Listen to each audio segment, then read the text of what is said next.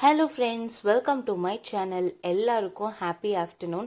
So எல்லாருமே episode பார்த்துருப்பீங்க. So இன்னைக்கு எபிசோட் ரிவ்யூக்கு போகிறதுக்கு முன்னாடி ஒரு சின்ன விஷயம் உங்களுக்கு சொல்லணும்னு நான் ஆசைப்பட்றேன். என்னென்னா, இப்போது உங்கள் எல்லாத்துக்கும் தெரியும், கோயம்புத்தூரில் வந்து ஒரு பொண்ணை வந்து ரேட் பண்ணிட்டாங்க அப்படின்ட்டு. ஸோ அந்த இன்சிடெண்ட் வந்து எங்கள் வீட்டுக்கிட்ட தான் நடந்துச்சு. எங்கள் வீட்டுக்கிட்டனா நாட் வெரி க்ளோஸ், ஆனால் நாங்கள் வந்து ஏர்போர்ட்டுக்கு ஆப்போசிட் சைடில் இருக்கோம்.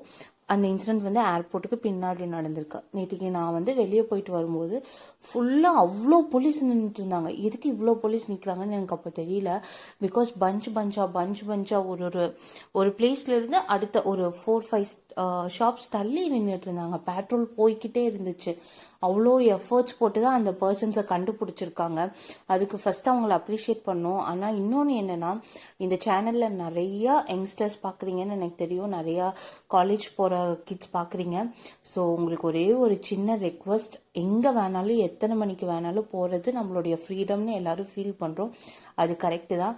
ஆனால் வந்து தயவு செய்து எங்கே எத்தனை மணிக்கு போனீங்கனாலும் ஒரு பப்ளிக் பர்சன்ஸ் இருக்க மாதிரியான இடத்துக்கா போங்க, தயவு செய்து. ஏன்னா வந்து இந்த இடத்த வந்து அவங்க காமிக்கிறத விட நைட்டில் நீங்கள் போய் பார்த்தா அவ்வளோ பயமாக இருக்கும். நைட்டில் இல்லை, ஈவினிங்கே அந்த இடத்துக்கு போக முடியாது.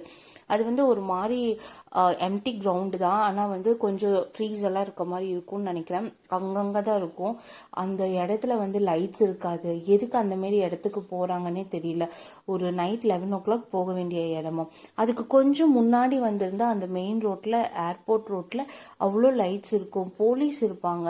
இந்த இன்சிடென்ட்க்கு முன்னாடி பார்த்தீங்கன்னா போலீஸ் இருப்பாங்க. ஏர்போர்ட்னா ஆஃபிஷியல் கண்டிப்பாக 1 or 2 மிலிட்ரி பர்சன்ஸ் கூட அந்த இடத்துல இருப்பாங்க. அதுக்கு பேக் சைடில் இவ்வளோ பெரிய இன்சிடென்ட்ஸ் வந்து ரொம்ப ரொம்ப மனசை ஒரு மாதிரி கஷ்டப்படுத்திடுச்சு. ஏன்னா இது எல்லாத்தையும் தாண்டி அந்த பொண்ணு இதுக்கப்புறம் அண்டர்கோ பண்ண போகிற ட்ராமா, அந்த பொண்ணு ஃபேஸ் பண்ண அந்த வலி, அந்த கூட இருந்த பையன் அதை கண்ணில் பார்த்துட்டு காப்பாற்ற முடியாமல் ப்ரொடெக்ட் பண்ண ட்ரை பண்ணி அதை எஃபெக்ட் பண்ணது, இது எல்லாமே ரொம்ப எஃபெக்ட் பண்ணும். ஸோ அந்த ஒரு 10 minutes 15 minutes நம்ம ஜாலியாக வெளியே போயிட்டு வரதை யோசிச்சு இந்த மாதிரி ரிமோட் சைட்லாம் போகாதீங்க தயவு செய்து. இதுன்னு இல்லை, ஹில் சைடும் போனாலுமே பார்த்தீங்கன்னா ஈவினிங் டைமுக்கு மேலே ஆளுகளில் கம்மியாக இருப்பாங்க. அந்த மாரி டைமில் எங்கேயும் போகாதீங்க. நம்மளை ப்ரொடெக்ட் பண்ணிக்கணும். நம்ம போகிற இடத்த கரெக்டான பிளேஸாக தயவுசெய்து சூஸ் பண்ணி போங்க. இது எனக்கு சொல்லணும்னு தோணுச்சு, நான் சொன்னேன். தப்பாக இருந்தால் சாரி. அண்ட் ப்ளீஸ் சேஃபாக இருங்க கேர்ள்ஸ். இன்னைக்கு எபிசோட் வந்து ரொம்ப சூப்பராக இருந்துச்சு. ஆக்சுவலி ஸ்டார்டிங்கில் வந்து கங்கா காவேரி, கங்கா யமுனா சாரதா இவங்கெல்லாம் சேர்ந்து ஸ்பீச் பண்ணிட்டு இருக்க மாதிரியும், அவங்க வந்து அந்த பாஸ்டில் அப்பாவை நினச்சி ஃபீல் பண்ணுற மாதிரியும் காமிச்சிருந்தாங்க. அண்ட் லேட்டர் காவேரி உள்ளே போனோடனே நீங்கள்லாம் ஃபீல் பண்ணிட்டு இருப்பீங்கன்னு நினச்சி தான் நான் வந்தேன் அப்படின்னு சொல்கிறாங்க. ஸோ அந்த மாதிரி ஒரு சீன் வச்சுருந்தாங்க. எல்லோரும் கொஞ்சம் எமோஷ்னல் ஆனாங்க. அதுக்கப்புறம் காவேரியும் விஜய் இருக்க வீக்கா சீன் தான் ஃபுல்லாக காரில். அந்த கார் சீன் பார்க்கவே ரொம்ப அப்படியே ஒரு மாதிரி காமாக இருந்த மாதிரி இன்னைக்கு ஃபீல் ஆச்சு. என்ன சொல்கிறது, அப்படியே வேர்ல்டே அப்படியே ஸ்மூத்தாக போகிற மாதிரி ஒரு ஃபீல் இருந்துச்சு.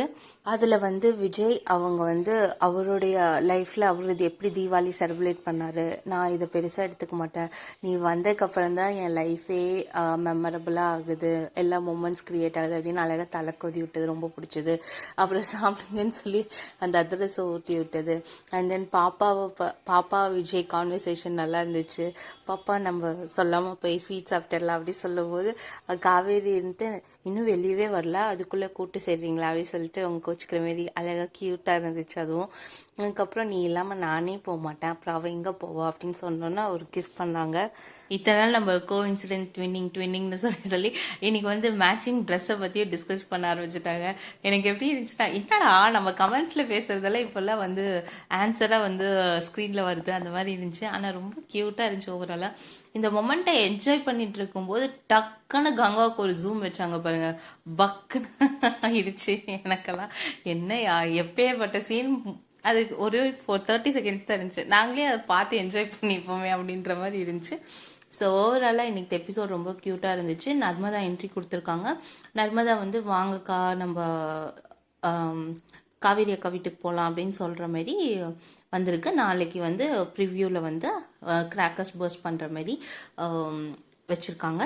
ஸோ நாளைக்கு தான் தீபாவளி செலிப்ரேஷன், நமக்கும் செலிப்ரேஷன். தேங்க்ஸ் ஃபார் வாட்சிங். பாய்.